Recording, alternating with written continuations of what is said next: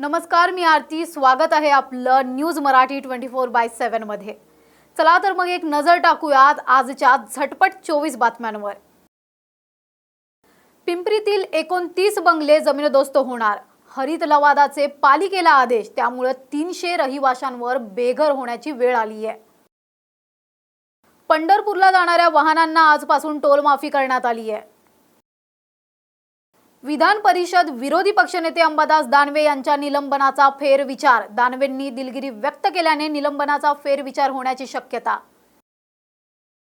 विधान परिषदेच्या विरोधी पक्षनेते अंबादास दानवेंच्या निलंबनाचा ठाकरे गटाच्या आमदारांकडून निषेध. निलंबन मागे घ्या अशी अनिल परब यांनी विधानसभेत केली मागणी. मुंबईच्या अपुऱ्या पाणी पुरवठ्याबाबत शुक्रवारी बैठक. विधानसभा अध्यक्ष राहुल नार्वेकरांचे आदेश.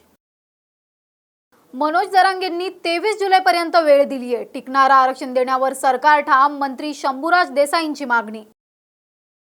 स्मार्ट मीटरच्या विरोधात विधान भवनाच्या पायऱ्यांवर विरोधकांचं आंदोलन. डोंबिवली स्फोटावर आमदार उमा खापरे यांच्याकडून मांडण्यात आली लोकसभेत लक्षवेधी. कापसाच्या मुद्द्यावरून विरोधकांची विधानसभेत पंतप्रधान मोदींवर टीका.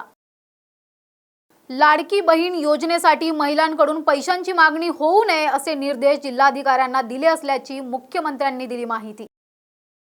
सत्ताधारी आमदारांनाच कारखान्याचं कर्ज दिलं जातंय हे आरोप तथ्यहीन असल्याचं राज्याचे अर्थमंत्री अजित पवार यांनी म्हटलंय.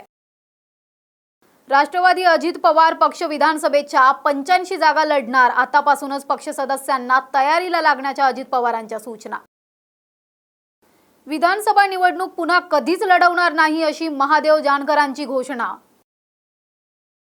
एससी आणि एसटी मतांसाठी भाजपची मोर्चे बांधणी. एससी आणि एसटी मोर्चाच्या पदाधिकाऱ्यांसोबत फडणवीसांची चर्चा. विधानसभेत बेसावध राहू नका अशा सूचनाही फडणवीसांनी यावेळी दिल्या. 6 जुलैला मुंबईच्या षण्मुखानंद हॉलमध्ये महायुतीचा मेळावा होणार. दूध उत्पादकांना प्रति लिटर 30 रुपये शिवाय 5 रुपये अनुदान असे रुपये 35 मिळणार अशी सूचना मंत्री राधाकृष्ण विखे पाटील यांनी केली. 10वी-12वीच्या पुरवणी परीक्षा 16 जुलैपासून सुरू होणार. कोणतेही शुल्क न घेता विद्यार्थ्यांना हॉल तिकीट उपलब्ध करून देण्याचे शाळांना आदेश. नीट पीजी परीक्षा ऑगस्टमध्ये होण्याची शक्यता. नीट पीजी ऑनलाईन पद्धतीने होणार. 22 जूनला होणारी परीक्षा आयत्या वेळेला केली होती रद्द. गणेश उत्सवासाठी उद्यापासून एसटीचं आरक्षण. प्रवाशांच्या सोयीसाठी यंदा गणेश उत्सवाच्या 60 दिवसांआधीच आरक्षणाची मुभा. महामंडळाच्या अधिकृत वेबसाईटवरून करता येणार आरक्षण. मुंबईला पाणी पुरवठा करणाऱ्या 7ही तलावात 1.5% वाढ. गेल्या 24 तासात झालेल्या पावसामुळे तलावातला पाणी साठा वाढला.